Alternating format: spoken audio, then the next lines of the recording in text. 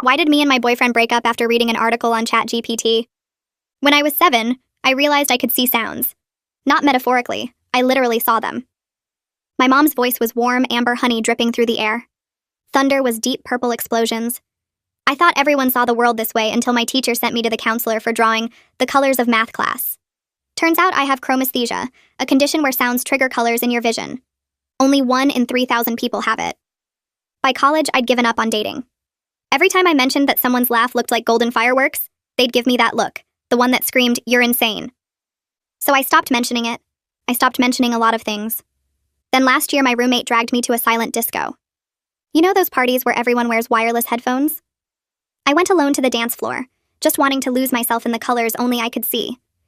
That's when I noticed him, this guy standing completely still in the middle of all the dancing, tears streaming down his face. We bumped into each other reaching for water, and our headphones fell off. "Sorry," he said, wiping his eyes. "That song was it was like silver waterfalls." My heart stopped. "You see it too?" The way his eyes widened told me everything. "You can see the colors?" We spent the rest of the night comparing what we saw. His voice was emerald green to me, like forest light. Mine was rose gold to him, he said, like sunrise. We both saw rain as powder blue droplets. Thunder was always deep purple.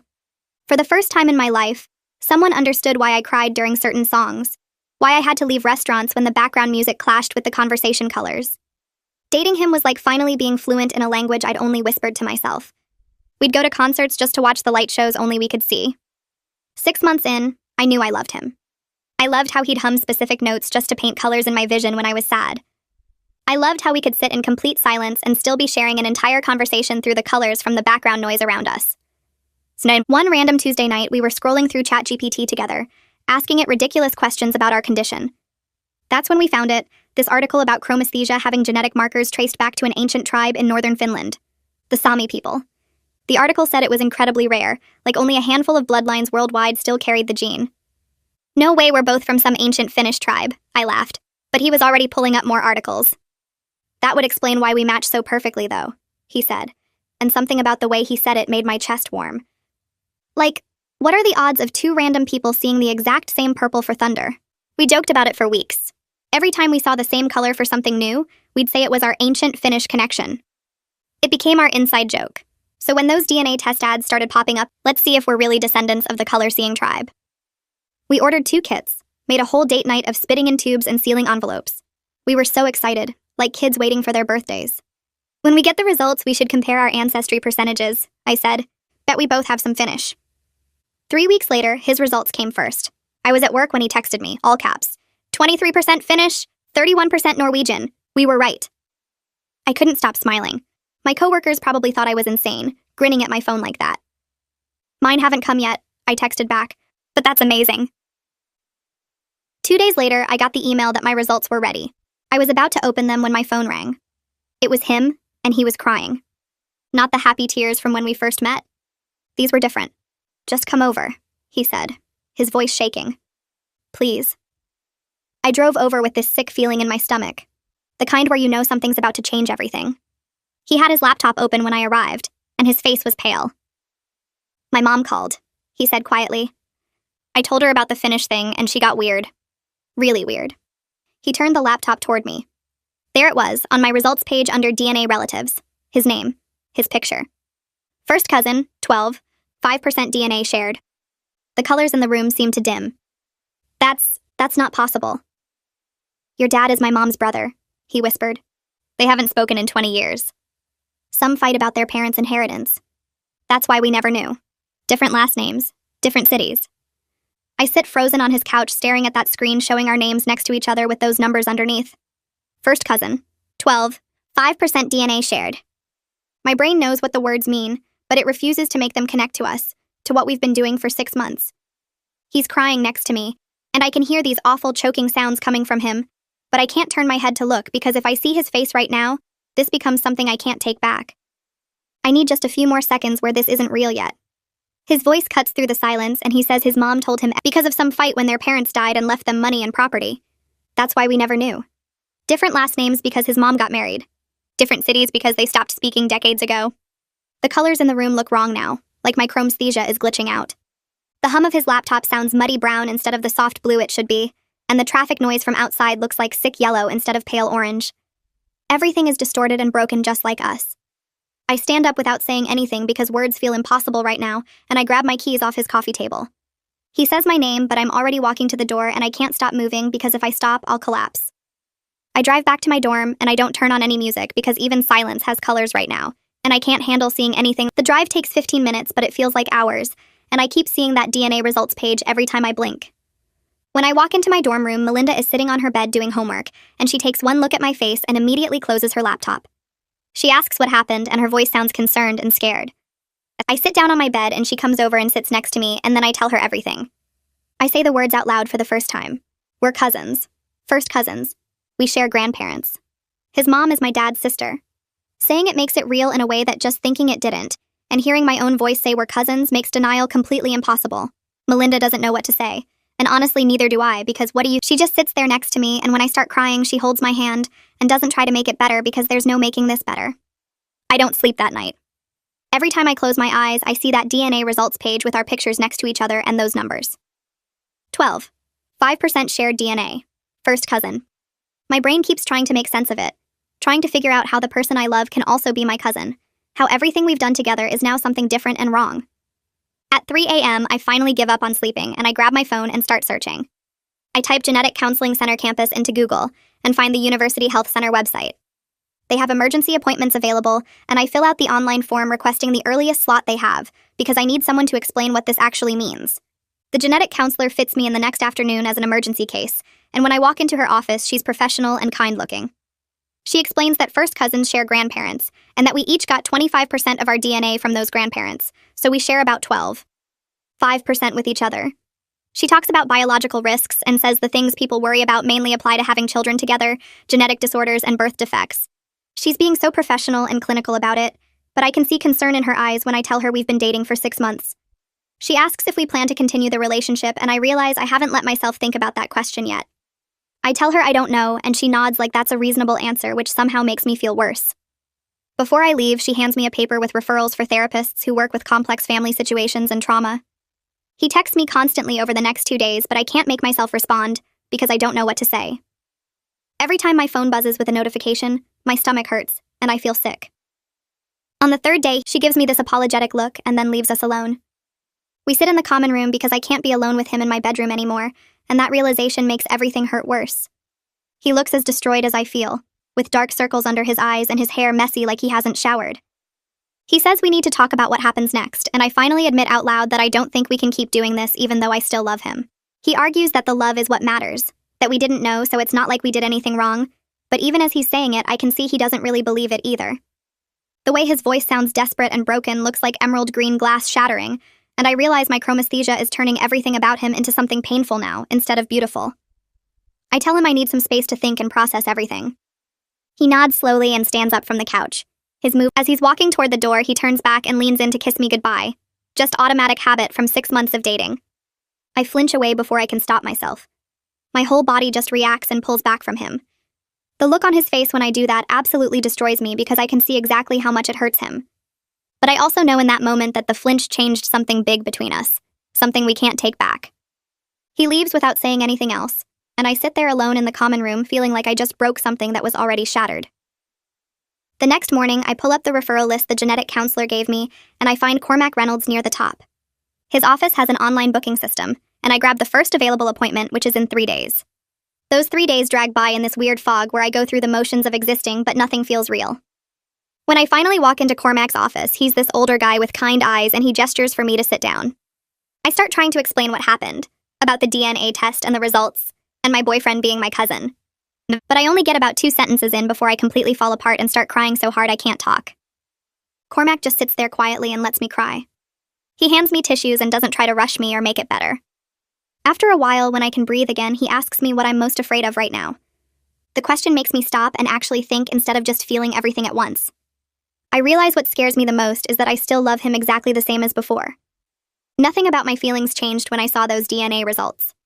But now that love feels wrong and dirty and contaminated by this knowledge, I can never unknow. I tell Cormac this, and he nods like it makes perfect sense. He explains that my feelings are completely valid and normal for this situation. He says grief for this kind of loss is really complicated because the person is still alive and you still love them, but the relationship has to die anyway. Hearing him say that out loud makes it feel more real somehow. Over the next week, I try to go to my classes and act like everything is normal. But literally everything reminds me of him. I'm sitting in sociology and the professor is lecturing about family systems. Her voice creates these amber waves and the colors around me start to blur together and I grab my bag and practically run out of the classroom. I end up sitting on a bench outside trying to calm down while other students walk past. When I get back to my dorm, Melinda takes one look at me and asks what happened. I tell her about the classroom and she suggests maybe I should tell my parents what's going on. The thought of having that conversation makes me want to throw up. How do I tell my parents I've been dating my cousin for 6 months? How do I explain this without them thinking I'm disgusting? But Melinda points out that I need support right now and my parents love me. At my next session, Cormac encourages the same thing, reaching out to family for support. So that night, I finally call my mom. My hands are shaking when I dial her number. When she answers, I can barely get the words out. I'm crying before I even start explaining. I tell her about the DNA test and what we found and who my boyfriend actually is. My mom goes completely silent on the other end of the phone. The silence stretches out so long, I think maybe the call dropped. Then she asks if I'm sure about the DNA results, like maybe there was some kind of mistake at the lab. I tell her I'm sure, and that his mom already confirmed it, that my dad is her brother. Then my mom starts crying too, and that makes me cry even harder. Through her tears, she tells me my dad is going to be so upset. She says he spent 20 years missing his sister, and now this is how he finds out his daughter accidentally got involved with his nephew. The guilt I feel hearing that adds this whole other layer to everything else I'm trying to process. It's not just about me and my boyfriend anymore. It's about my dad and his sister and 20 years of family pain. My dad calls me the next day. His voice sounds broken in a way I've never heard before. He asks if I'm okay first, then he apologizes for the estrangement that made this possible. He keeps saying he should have tried harder to fix things with his sister years ago. I tell him it's not his fault, but he won't accept that. He says if he hadn't been so stubborn and proud, if he'd just reached out to his sister at any point in the last 2 decades, we would have known we were cousins. We would have known before anything happened. I'm crying again listening to him blame himself for something he couldn't have predicted. He asks if he can come visit me, and I say yes because I really need my family right now. Even though part of me dreads the conversation we're going to have face to face. 2 days later, he shows up at my dorm. When I open the door, he just pulls me into this long hug without saying anything. I can feel him shaking, and I realize he's crying too. We stand there in the doorway for what feels like forever, just holding on to each other. We end up going to a coffee shop off campus because I can't have this conversation in my dorm, where everything feels too small. We sit in a corner booth, and my dad orders us both coffee that neither of us drinks. He tells me the whole story of the fight with his sister. Their parents died and left behind this complicated estate with property and investments. Both my dad and his sister felt like the other one was being greedy and unfair about how to divide everything. What started as disagreements about money turned into accusations about who loved their parents more. They both said things they couldn't take back. My dad admits now that pride and stubbornness kept them from reconciling even after the estate was settled. He says he thought about reaching out so many times over the years, but he always convinced himself it was too late, or that she should call first. He never imagined their silence could lead to something like this. I ask him if he's going to reach out to his sister now, and he sets down his untouched coffee. She called him the day after her son told her what happened. They talked for 2 hours, both of them crying and apologizing for things they said 20 years ago. My dad's voice cracks when he says the timing feels cruel because it took this nightmare to bring them back together. I reach across the table and squeeze his hand because I don't know what else to do. We sit there for a few more minutes before he drives me back to my dorm. When I hug him goodbye in the parking lot, he holds on longer than usual, and I feel him shaking again. I go upstairs and collapse on my bed with all my clothes still on. Melinda comes in an hour later and finds me staring at the ceiling. She sits on the edge of my bed and rubs my back without saying anything. 3 days later, my phone buzzes with a text from my boyfriend. His mom wants to meet with my family to talk through everything. The message sits on my screen and I feel my chest get tight. The thought of sitting in a room with all of them makes me want to throw. I text back that I need time to think about it, and he responds immediately saying he understands. I stare at my phone for 20 minutes before I call Cormac's office and leave a message asking for an emergency session. He calls me back within an hour and squeezes me in the next morning. In his office, I tell him about the proposed family meeting and how the idea of it makes my anxiety spike so bad I can barely breathe. Cormac pulls out a notepad and we spend the next hour role-playing difficult conversations. He pretends to be my boyfriend's mom, then my dad, then my boyfriend. We practice me setting boundaries about what I'm willing to discuss. He teaches me phrases I can use if things get too overwhelming. By the end of the session, I feel slightly less terrified but still sick about the whole thing. I text my boyfriend that I'll do the meeting, but it needs to be soon because I can't live with this hanging over me. He suggests the following Saturday at a restaurant downtown that has private rooms. My mom calls me that night and asks if I'm sure I want to do this. I tell her I'm not sure about anything anymore, but we need to face this together. The week leading up to the meeting drags by so slowly, I think I might lose my mind. I practice the phrases Cormac taught me every morning in the shower. Melinda quizzes me on my boundaries. Saturday arrives and I put on the most normal-looking outfit I can find, because I don't want to look like I'm falling apart even though I am. My parents pick me up at noon and we drive to the restaurant in silence. The private room is in the back, and when we walk in, my boyfriend and his mom are already sitting at the table. The awkwardness hits me like a physical force, and I have to remind myself to keep breathing. We all sit down and nobody knows where to look. My boyfriend and I make eye contact for half a second before we both look away. His mom starts talking first, apologizing to my dad for the years of silence. My dad responds with his own apology. They go back and forth like this while I sit frozen in my chair. My mom reaches under the table and takes my hand. My boyfriend's mom turns to me and her eyes are already red from crying. She apologizes directly to me and says she never imagined her fight with my dad would hurt anyone else. She says especially not like this, and her voice breaks. My mom squeezes my hand tighter under the table. I try to stay composed, but watching his mom cry makes my own eyes start to water. I can feel everyone's pain in the room, and it makes holding myself together so much harder. My dad looks at me with concern, and I know he's worried about me breaking down.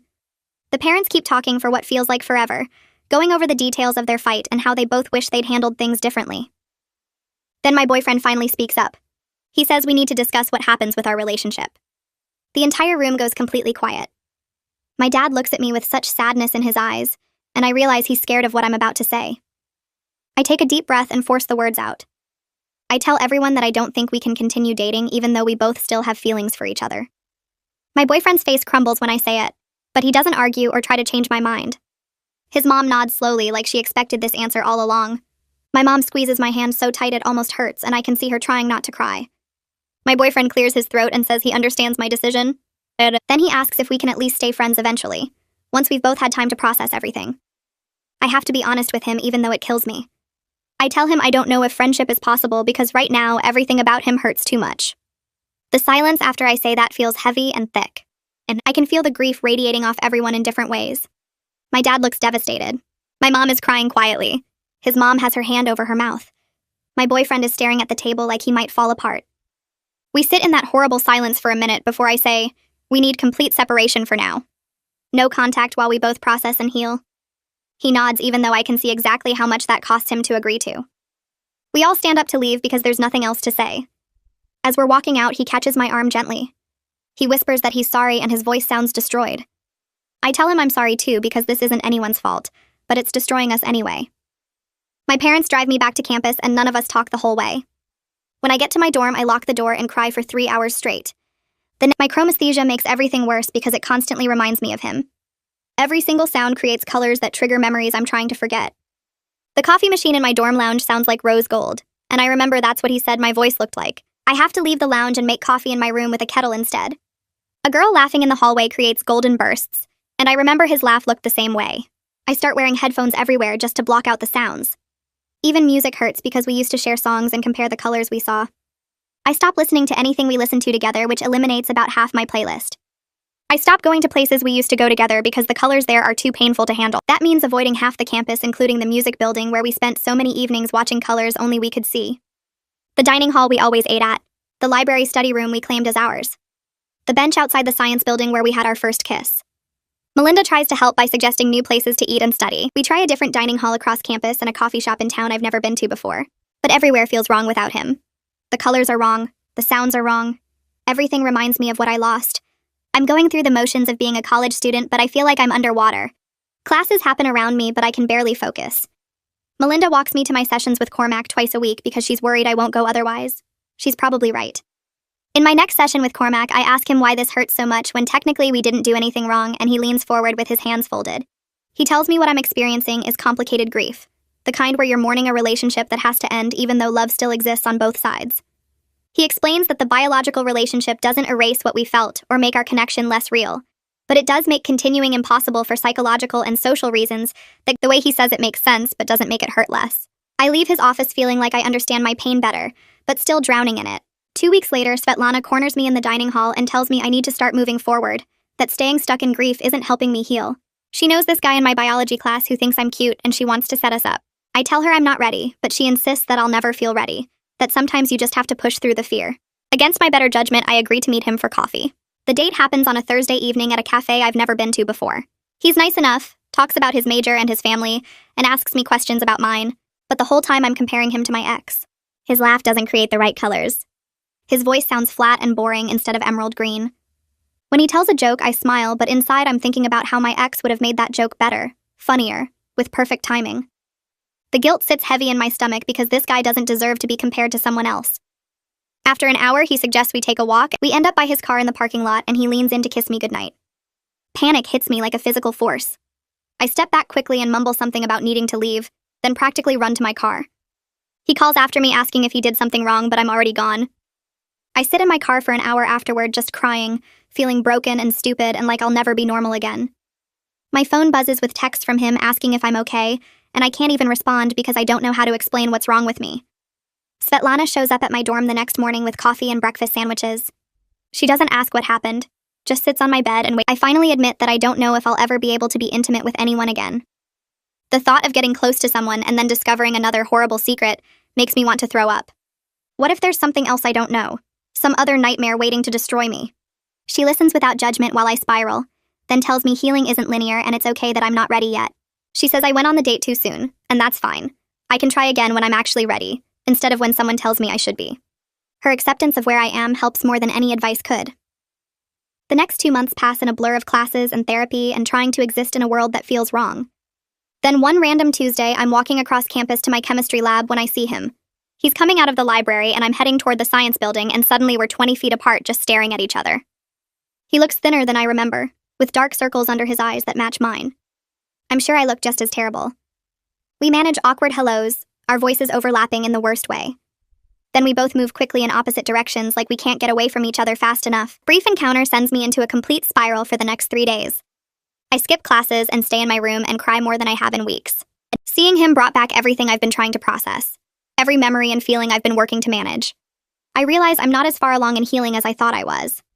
Cormac reminds me during our emergency session that grief has no timeline, and that setbacks are normal, especially with a loss this complicated. He tells me running into my ex was always going to be hard whenever it happened, that I shouldn't judge my progress based on one bad reaction. His words help, but don't stop the ache. A week later, Cormac suggests I try a support group for people dealing with complex family trauma. He knows someone named Felix Velez who runs one specifically for situations where family secrets have caused major life disruption. I'm nervous about sharing my story with strangers, but I agree to try it. The first meeting happens in a community center conference room with 8 other people sitting in a circle.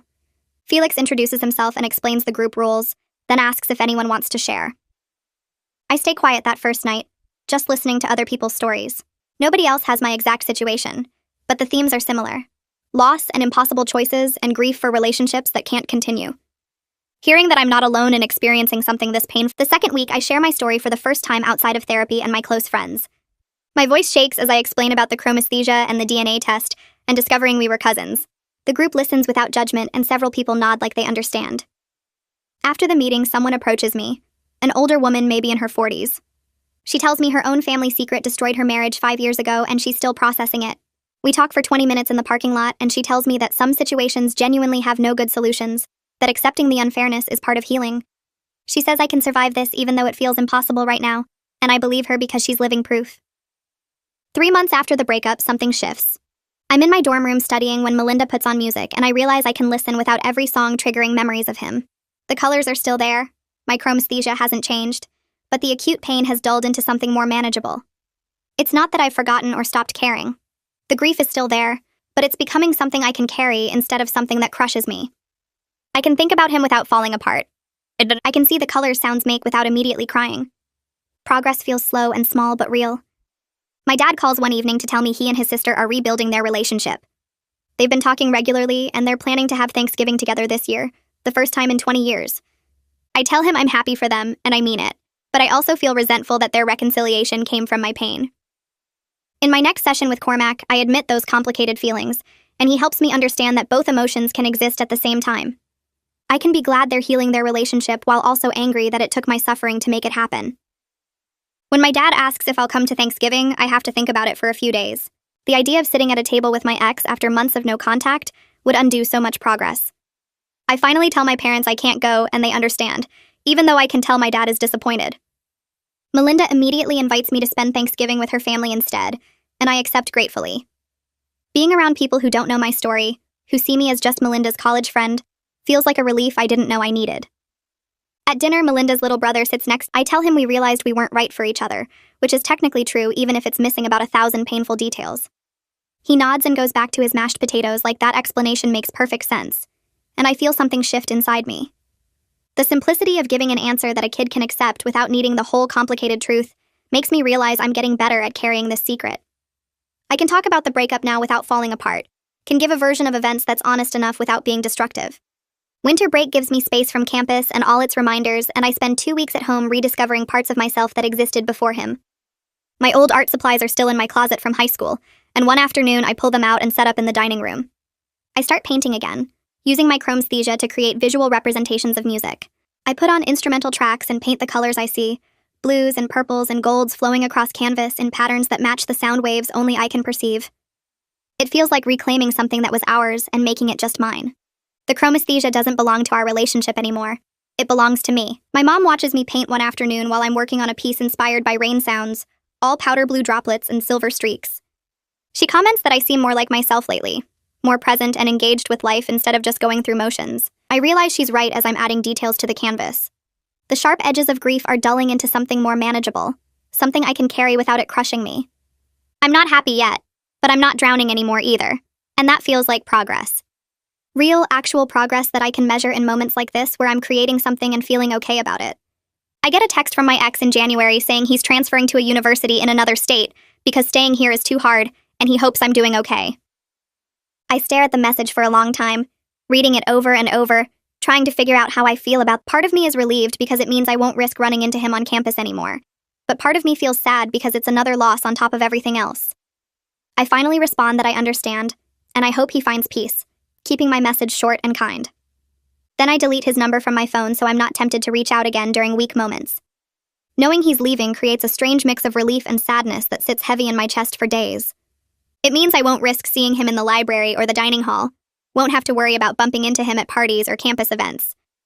But it also feels like another ending, another door closing on what we had.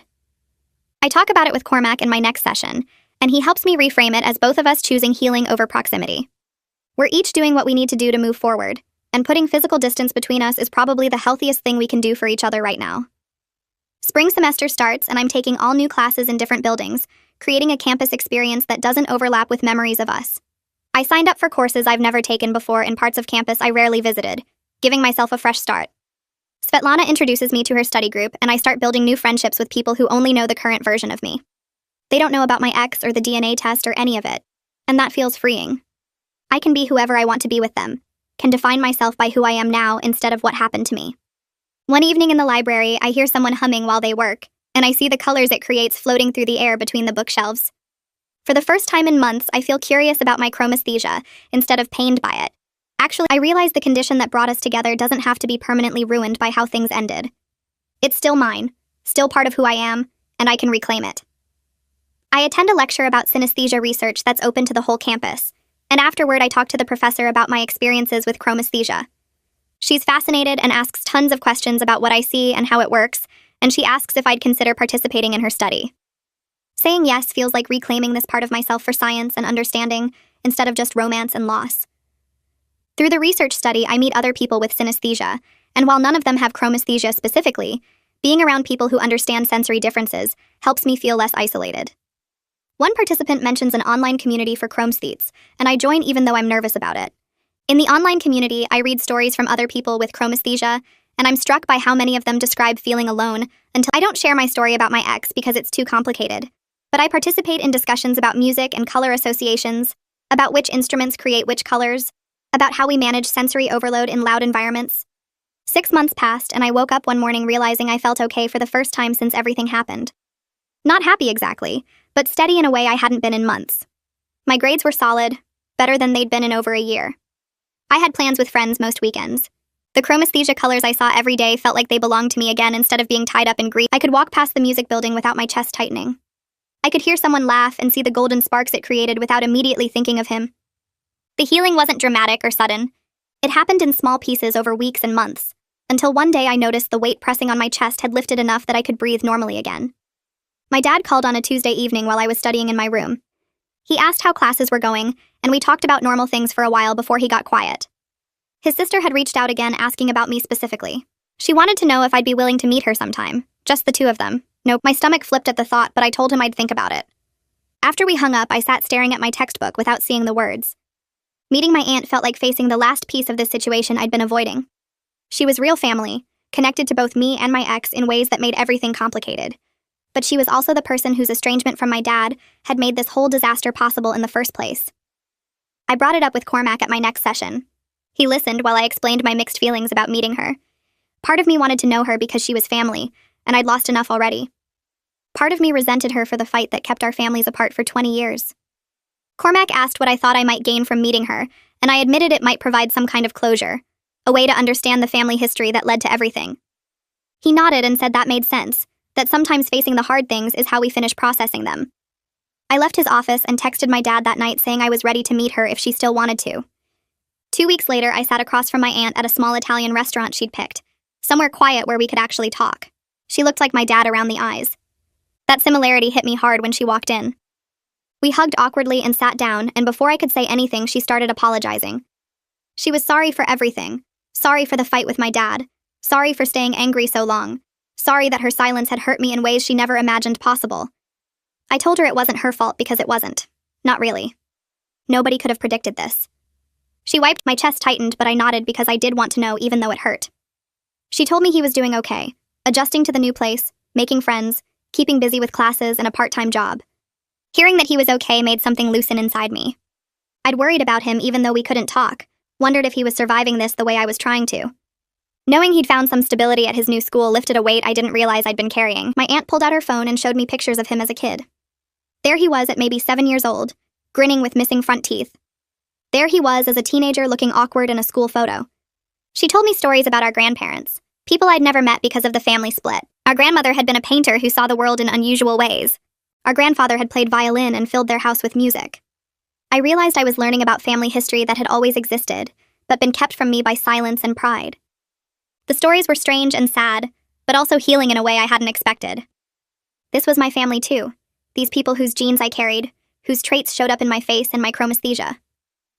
When we finished eating, my aunt walked me to my car and hugged me tight.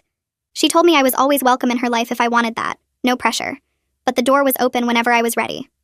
I drove home feeling lighter and heavier at the same time. Lighter because the meeting had gone better than I feared. Heavier because now I had to decide what kind of relationship I wanted with her. I thought about it for a few days before I realized I did want to know her. She was family, and the estrangement that had made this disaster possible didn't have to continue with my generation. I could choose differently than our parents had. I texted her saying I'd like to stay in touch if she meant what she said. She responded immediately saying she'd love that.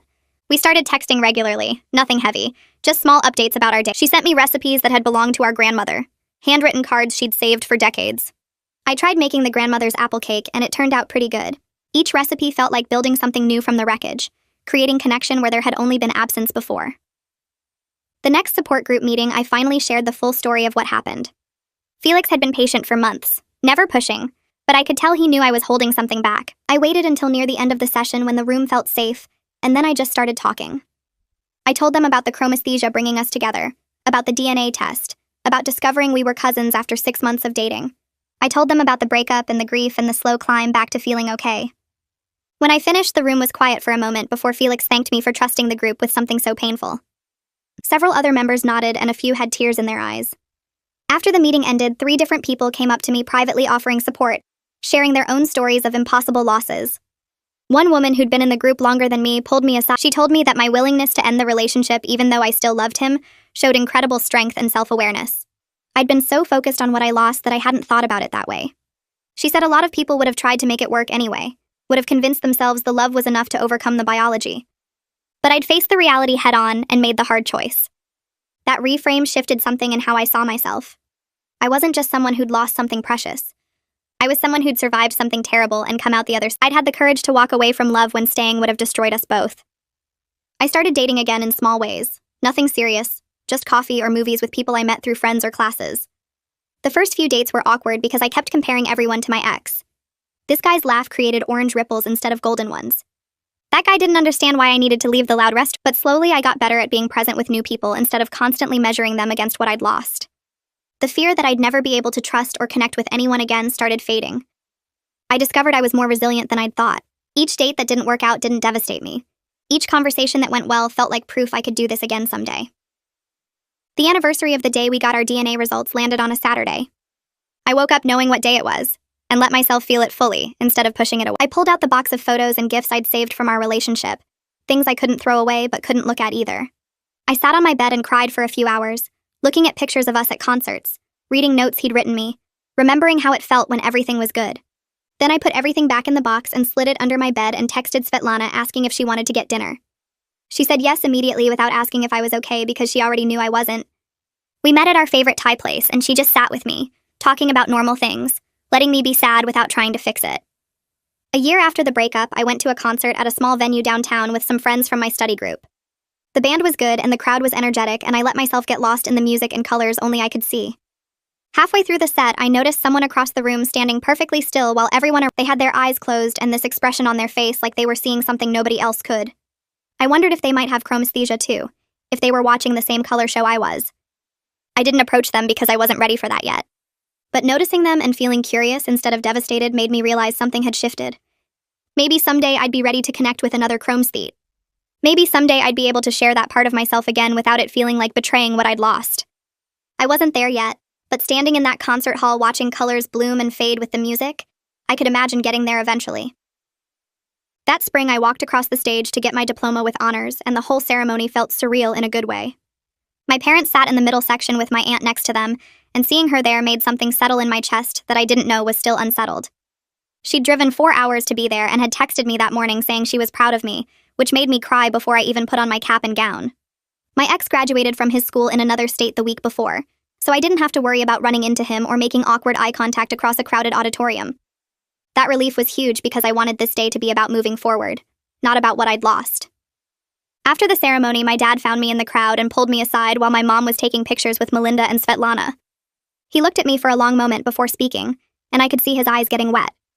He told me he was proud of how I'd handled everything, that watching me survive this had taught him things about being strong and keeping grace even when life gets impossible. I told him I learned those things from watching him and Mom, and then we were both crying happy tears mixed with sad ones right there in the middle of all the celebrating families. My mom came over and hugged us both, and for a few minutes we just stood there holding each other while people streamed past us toward the parking lot. 3 weeks later, I got the acceptance email from the graduate program in psychology, and I read it 5 times before I believed it was real. They wanted me to study family systems and trauma, which felt like the universe confirming that my own experience had a purpose beyond just surviving it. I knew part of why I wanted this field was because I understood complicated grief from the inside now, knew what it felt like when love and loss got tangled up in ways that didn't make sense to anyone who hadn't lived it. Cormac wrote me a recommendation letter that apparently talked about my resilience and insight, and when I thanked him in our last session before I moved for school, he told me I was going to help a lot of people because I got it in a way most therapists never would. That conversation stayed with me through the whole summer as I packed up my life and prepared for grad school. 2 years, I'd built a full life that didn't revolve around what I'd lost, made friends who knew me as just me instead of as the girl with the tragic story. My chromesthesia was part of who I was again, instead of a constant reminder of pain, and I could listen to music or hear certain sounds without immediately thinking of him. I still thought about him sometimes, probably always would, but the thoughts didn't knock me over anymore. They were just there, like old scars that didn't hurt, but hadn't completely faded either. I wondered occasionally if he was okay, if he'd found his own version of healing, but I didn't look him up or try to find out. Some distances needed to stay in place. One Tuesday afternoon, I was at a coffee shop near campus, studying for my family systems exam, when I heard someone at the next table talking about seeing colors and sounds. I looked up and saw a woman about my age gesturing excitedly to her friend, describing how music created these visual experiences that nobody else could see. The friend looked confused but interested, asking questions about what different instruments looked like. I smiled and went back to my textbook, highlighting a passage about intergenerational trauma patterns. Sitting there in that coffee shop with my grad school materials spread out in front of me, and the sound of that woman's excited voice creating soft yellow ripples in my vision, I realized something. I was genuinely happy now, not despite what happened, but because I'd survived it and built something real from all that grief. That felt like the best possible thing I could have gotten from an impossible situation.